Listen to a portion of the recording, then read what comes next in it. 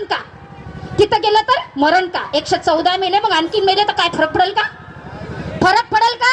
तुमच्या लेकराला शिकवायचं आहे, तुमच्या लोकांना घडवायचं आहे, यासाठी शिक्षण फार गरजेचं आहे. त्या काळ्या कायद्यात, ते काळे कायदे जे 4 मंजूर केलेले आहेत ते सगळे विरोधात केलेले आहे. गोर गरीब आणि मजूरदार कष्टकरी शेतकऱ्याच्या विरोधातले ते कायदे आहे. म्हणून तुम्ही हुशार व्हा. तुम्हाला समजलं पाहिजे की आपली लढाई कोणासोबत आहे, आपण कोणासोबत लढलं पाहिजे आणि कोणाच्या विरोधात उभं राहिलं पाहिजे. बल्कि भांडं घेऊन ताकाला जायचं आणि ताकाचं भांडं मागं लपवायचं, हे झालं नाही पाहिजे.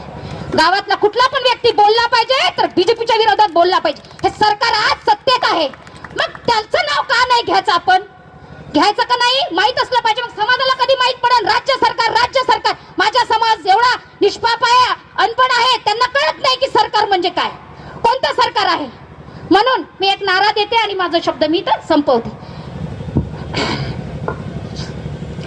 अरे बीजेपी सरकार होश में आओ, अरे बीजेपी सरकार होश में आओ, अरे होश में आके बात करो, अरे बात तो तुमको करनी होगी, न्याय तो तुमको देना होगा, अरे न्याय तो तुमको देना होगा.